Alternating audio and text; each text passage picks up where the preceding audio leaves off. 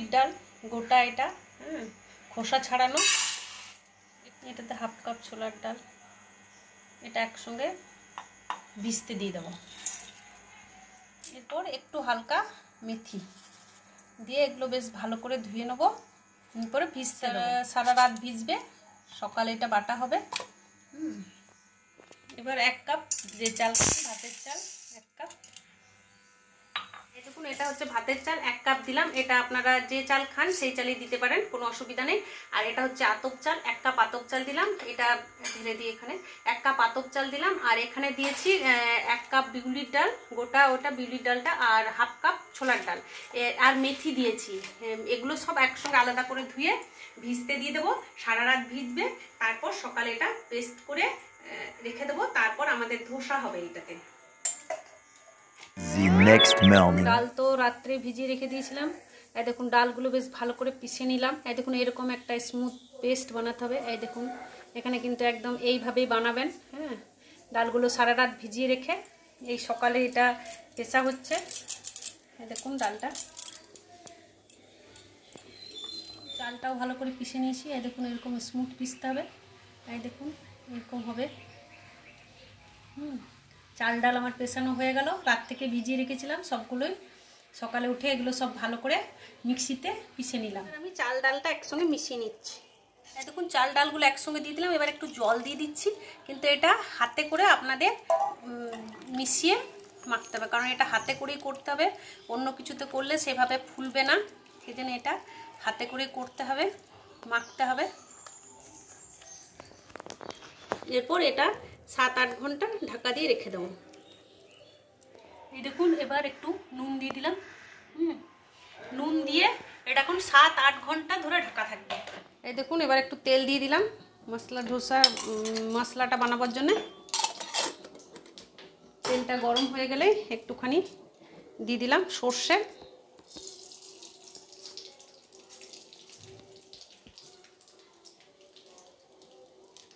এরপর দুটো দিয়ে দিলাম শুকনো লঙ্কা, পেঁয়াজটা দিয়ে দিচ্ছি। এরপর বেশ কটা বাদাম দিচ্ছি। বাদাম আমার ভেজে রেখেছিলাম, একটুখানি বাদাম দিলাম। এটা আপনারা চাইলে দেবেন, না চাইলে নাও দিতে পারেন। আমার ভালো লাগে, আমি একটু দিচ্ছি। এরপর আমি টমেটোটা দিয়ে দিচ্ছি, একটু কাঁচা লঙ্কা, আপনারা যেমন ঝাল খাবেন সেরকম দিয়ে দেবেন। এই সবগুলো নরম হবার জন্য আমি একবারে পরিমাণ মতো নুন যতটা লাগবে আমার মশলাটা বানাবার জন্য ধোসার, ততটা একবারে দিয়ে দিলাম।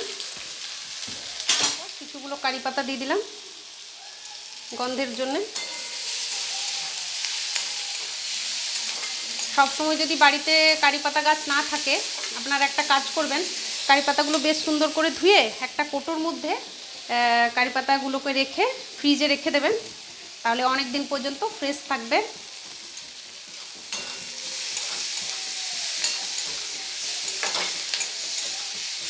এরপর আমি দিয়ে দিচ্ছি হলুদ,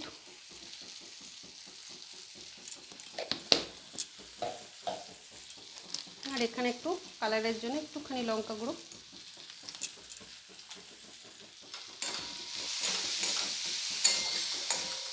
এবার আমি আলুটা, যেটা আমি আলু গাজর এবং বিট দিয়ে রেডি করে রেখেছিলাম, সেটা এবার দিয়ে দিলাম, মিশিয়ে দিলাম। এবার বেশ ভালো করে একটু আলুটাকে তেল দিয়ে বেশ ভালো করে একটু কষিয়ে নিচ্ছি, যাতে মশলাগুলো সব আলুর মধ্যে যায়। হয়ে গেছে। এই দেখুন আমাদের ধোসার মশলা একদম তৈরি। এবার আমি এটা নামিয়ে দিচ্ছি। এরপর আমরা ধোসা বানাবো। একটু ঠান্ডা হলে এরপর আমরা ধোসা বানাবো। দিতে হবে বেশ করে ফেটে। এবার এটা হচ্ছে ধোসার, এটা আমি সকালেই বেটেছিলাম, আর প্রায় 8 ঘন্টা মতো এটা ঢাকা দিয়ে রাখা হয়েছে। আমি 11টায় বেটেছিলাম, আর এখন প্রায় 7টা 7:30 বাজছে। এবার আমি এটা দিয়ে আমি আমার ব্যাটারটা তৈরি করছি। হ্যাঁ, সবই তো দেওয়া আছে। এরপর একটুখানি নুন জল দিয়ে এটা ই করব। একটা বড় জায়গা লাগবে, এটা ছোট হয়ে যাচ্ছে। ব্যাটারে একটু জল দিয়েছি, এই দেখুন ব্যাটারের এটা দেখুন খুব সুন্দর, এই দেখুন বুলবুলে যেগুলো এগুলো উঠেছে। ধোসার ব্যাটারটা খুব সুন্দর হয়েছে। এটাতে আমি আরেকটু নুন এবং একটুখানি চিনি দিয়েছি, কিশমি হবে ভালো। ধোসার জন্য তাওয়া বসিয়ে দিয়েছি। প্রথমে বেশ ভালো করে গরম করার পর বেশ একটু জল দিয়ে তারপর মুছে ঠান্ডা করা হলো, একটু পরিমাণটা যাতে হিটটা একটু কমে যায় সেই জন্য। এরপর আমি ব্যাটারটা দিয়ে বেশ হালকা করে ঘুরিয়ে নিতে লাগলাম। এই দেখুন আস্তে আস্তে করে নিয়ে যাবেন। আপনারা চাইলে একটু ব্যাটারটা আরেকটু মোটা করতে পারেন, কিন্তু আমি একটু পাতলা করে করেছি, আমি এইভাবেই করতেই পছন্দ করি। এই দেখুন কি সুন্দর হয়ে গেছে। এবার এইটা দেখবেন যতক্ষণ তক ওই লাল কালারটা আসবে, একটা ব্রাউন টাইপের কালার আসবে, সেই সময় এই দেখুন এসেছে। এরপর আমি দিয়ে দিলাম আলুটা, যেটা আমি মশলাটা বানিয়ে রেখেছিলাম সেটা। এই দেখুন কি সুন্দর কালারটা এসেছে। এরপর আস্তে আস্তে আলুটা দিয়ে দিচ্ছি। এই দেখুন একটু যদি অসুবিধা হয় একটু হাতে করেও ঠিক করে দিতে পারেন লম্বা করে।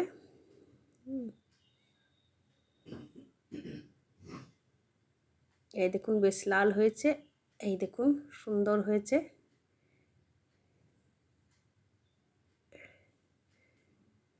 দারুণ হয়েছে ধোসাটা, খেতেও অসাধারণ হবে। বাড়িতে নিশ্চয়ই এইভাবেই করবেন, ট্রাই করবেন। একদমই দোকানের মতো হবে, খেতে খুবই ভালো হয়। আমার মেয়ে তো খুবই পছন্দ করে, ও ধোসা এমনিতেই ওর খুবই ফেভারিট। আর আমি যখন বাড়িতে বানাই ওর তো আরোই ভালো লাগে, খেতে খুবই পছন্দ করে। আর বলতে কি আমি সমস্ত কিছু আমার মেয়ের পছন্দেই বানাই, ও যেটা খেতে ভালোবাসে আমি সেটাই চেষ্টা করি ওর জন্য বানিয়ে দেওয়ার।